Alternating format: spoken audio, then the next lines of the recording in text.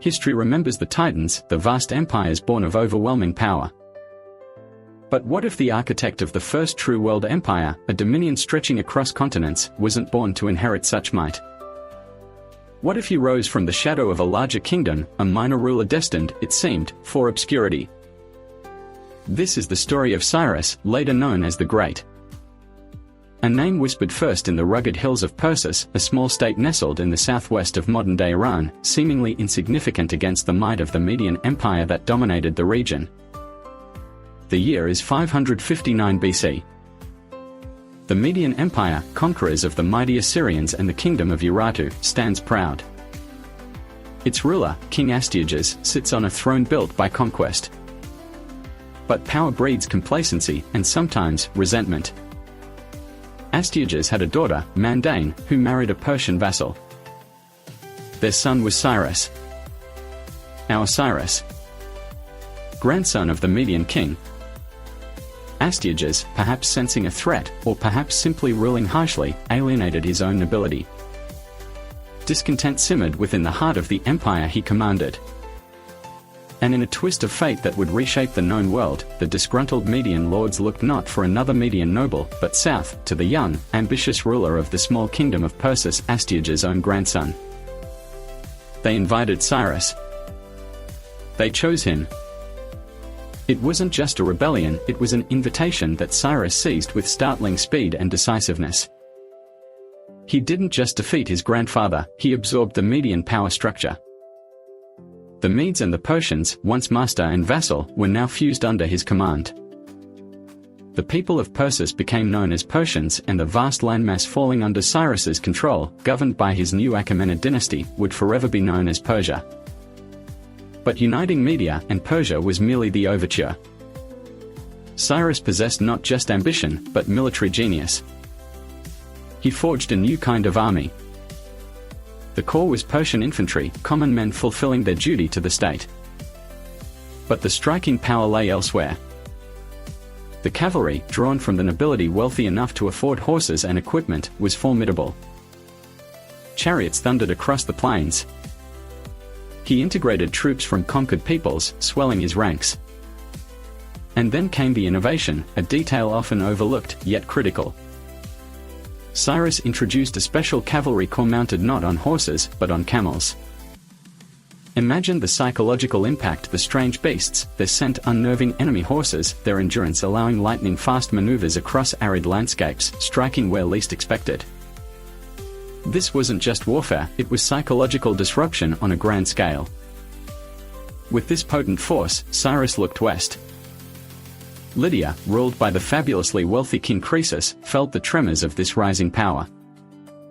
Croesus, consulting the oracle at Delphi, received the famously ambiguous prophecy.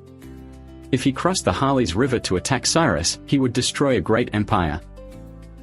Confident it meant Persia's, Croesus allied with Babylon, Egypt, and even distant Sparta, forming a coalition to crush the upstart.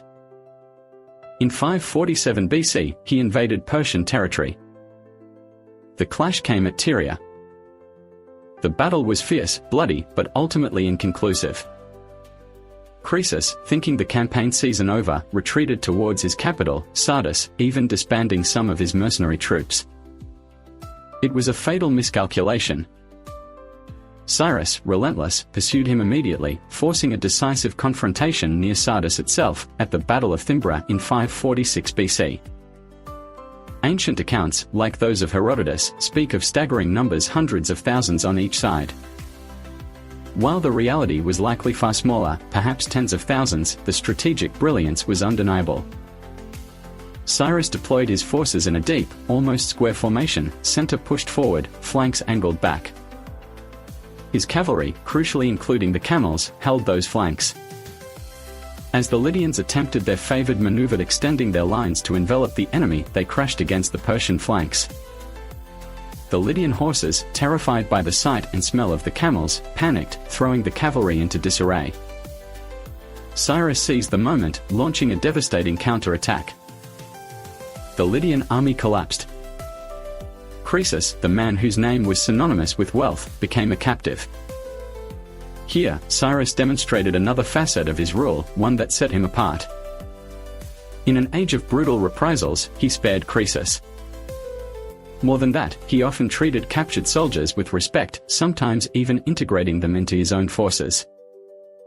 Was it pragmatism? Or a deeper understanding of building lasting power? Whatever the reason, it fostered a different kind of loyalty, a reputation that often preceded his armies. Lydia conquered, the momentum was unstoppable. Between 545 and 539 BC, Persian armies swept east, conquering Parthia, Sogdiana, Bactria, vast territories stretching into Central Asia. Then, the greatest prize of Mesopotamia. Babylon. The Neo-Babylonian Empire, ancient and revered, seemed impregnable. Yet, in October 539 BC, the gates of Babylon opened.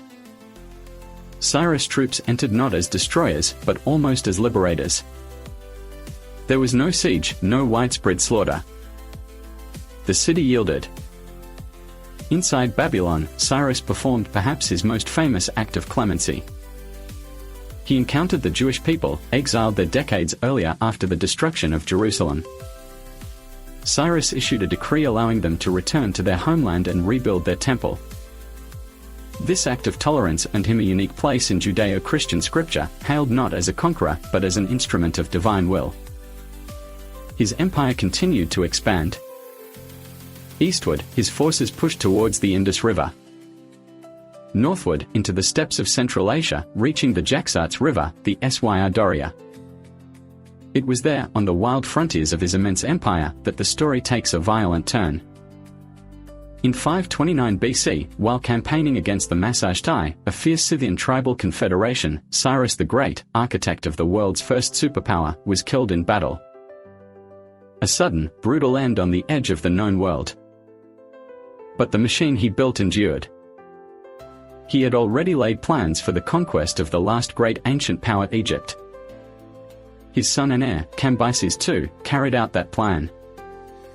In 525 BC, Egypt fell, adding the land of the pharaohs to the Persian domain. Cambyses harbored ambitions beyond even his father's, dreaming of conquering North Africa, perhaps even challenging the Phoenician colony of Carthage. But his reliance on the Phoenician navy proved his undoing in that direction. They refused to sail against their kin in Carthage. Then comes the haunting tale recounted by Herodotus of Cambyses leading a massive army into the Libyan desert, aiming to subdue the oracle of Ammon at the Siwa oasis, or perhaps campaigning towards Ethiopia. An army, Herodotus claims, swallowed whole by a monstrous sandstorm, vanishing without a trace. For centuries, it was dismissed by some as legend. Yet, archaeological discoveries, potentially linked to these lost soldiers, continue to surface near Siwa, adding a layer of chilling reality to the ancient story. The desert guards its secrets jealously. Did an entire Persian army truly perish in the sands? The evidence remains debated, a final mystery tied to the dynasty Cyrus founded.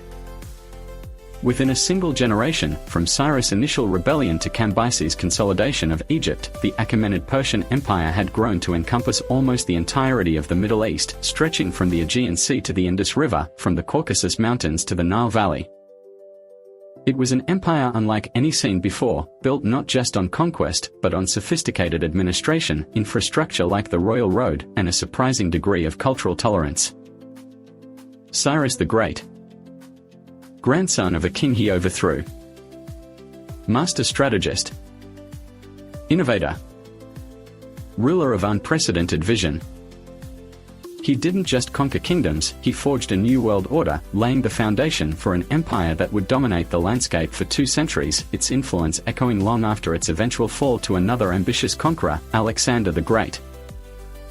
The shadow Cyrus cast was long, and the world was irrevocably changed.